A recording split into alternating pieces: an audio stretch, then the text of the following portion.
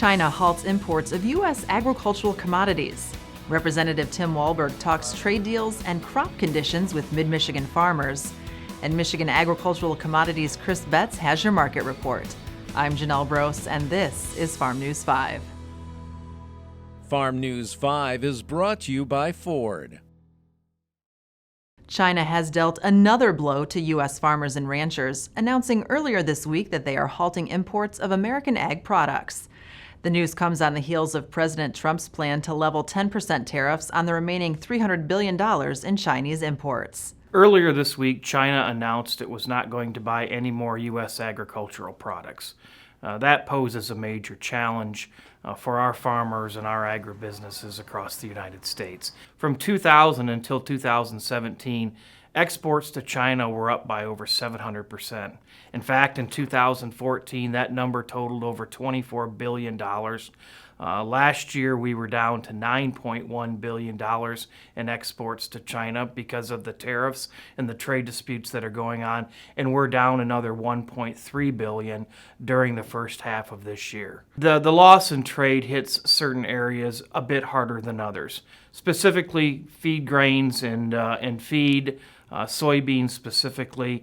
About half of the amount of trade that's been lost from an ag standpoint is in soybeans and other feed grains and feeds that we send to China. The livestock and dairy industries have been hurt significantly as well.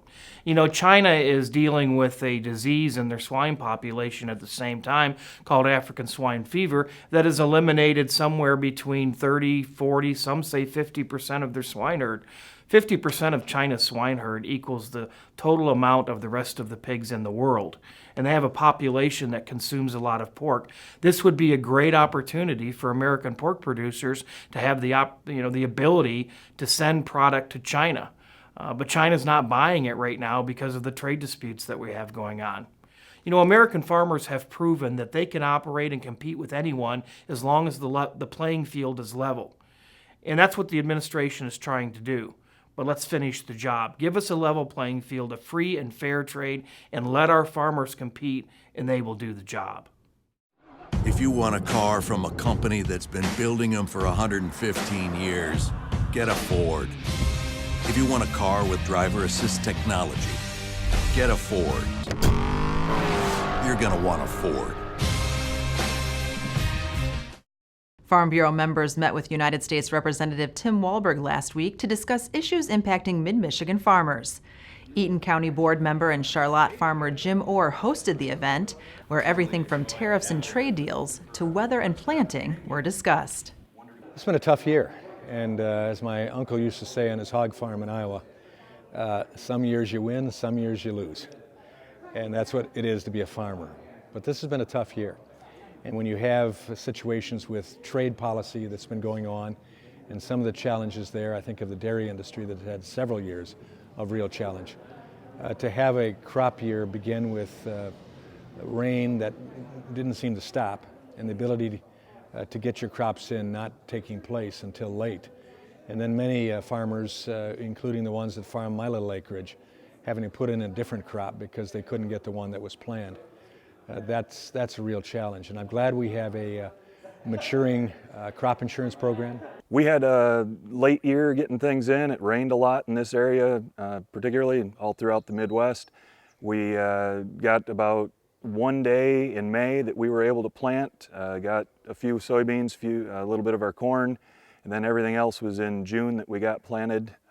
Some of it was into some little wetter ground than we would have liked. That stuff, you know, was getting stunted a little bit, not coming along. It was cool, so things didn't get a good start. We got about 3/4 of our corn planted and about half of our soybeans, and before we unfortunately had to give up and go with the prevented planting on the rest of it. We went with the cover crops on our prevented planting ground and worked with NRCS with the program they came out with for doing that. And so that's hopefully going to work out well. We got some of that ground's going to wheat, and then some of it's going to overwinter. So it's a new thing. We've never had prevented planting acres on our farm I don't believe my dad ever had either. So it's a new adventure. The status of the United States-Mexico-Canada Agreement, or USMCA, was also discussed, and Representative Walberg says it's time to get it done. When you have Mexico already approving it, voting in Parliament and passing it, and from what I hear from my friends across the border north of us, their Parliament is ready to do as well. We need to get it done, and now I'm hearing some of my Democrat colleagues and friends who are pushing the Speaker of the House to get it done as well. We need to do it early here, hopefully in September, and get on with it. If you owe or are owed, please don't overlook legal counsel when addressing agribusiness collection challenges. Each situation is unique. Visit fosterswift.com for more information. Raising awareness of career opportunities in the ag industry is the goal of the first ever FFA Crop Management Challenge, which will take place at the 2019 AgroExpo next week in St. John's. Several Michigan FFA chapters are competing against one another to make sound agronomic, marketing, and environmental decisions in a demonstration plot of corn. We have 10 FFA chapters throughout the state that are going to see this crop from beginning to end and submit their reports at the end. They will be judged on their presentations here at the event on the second day of the event. So this is something that I think is really important for us to start building our future leaders and our future producers in the state of Michigan and getting them to making some of these decisions that they're watching their parents and other people make in the industry. Participants will man a booth near their plot area and explain their challenge plot decisions and provide a final report based on yield data after the harvest. Contestants in the challenge are judged on yield, economics, presentations, and responses to the judges' questions. First place winners will receive a $1,000 cash prize. The Crop Management Challenge is not the only FFA event taking place at AgroExpo. The 2019 State Tractor Skills Contest will also be held on the grounds during the two-day event. Here at the 2019 AgroExpo, we are conducting the FFA State Skills Test for tractors, and it will have a wagon hooked onto that as well. So they'll be maneuvering that around, backing that in. They'll be judged on that. They also will have a smaller utility tractor available for a skills test with that. Because zero turn seems to be the way that everybody likes to mow, there will be a zero turn skills test as well. And there's not just a operation skills test, but there will be a written test as well. The 2019 AgroExpo is August 13th and 14th in St. John's. For detailed show information, go online to theagroexpo.com. The Michigan Soybean Promotion Committee is devoted to investing soybean farmer checkoff dollars to address grower concerns. We focus our efforts on production research, market development, and outreach. Learn more at michigansoybean.org. The 2019 MSU Grazing School will be offered at 2 locations this year.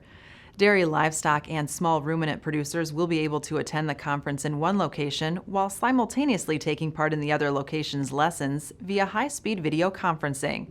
The 2-day school will be offered August 15th and 16th at the Kellogg Biological Station in Hickory Corners and the Lake City Research Center in Lake City. Presentations will include livestock nutrition and requirements on pasture, forage yield determination and pasture allocation, and water systems and requirements. Registration can be completed online at canr.msu.edu. And now with a look at the latest market activity, here is Michigan Ag Commodities' Chris Betts. Thanks, Janelle. Macro markets led grains throughout. The Chinese yuan was devalued sharply last weekend in response to President Trump's announcement that he would impose an additional 10% tariff on Chinese goods in September. A cheaper yuan would support Chinese exports in the face of additional U.S. tariffs. Equities plummeted Monday, dragging commodities lower as well. U.S. Treasuries soared higher. The move has since stalled throughout the week, allowing commodities to recover ahead of Monday's round of USDA reports. Of course, the USDA's revised acre estimates will be watched closely by the trade, especially for corn. An adjustment lower is expected and will need to be confirmed for corn to make a run back higher.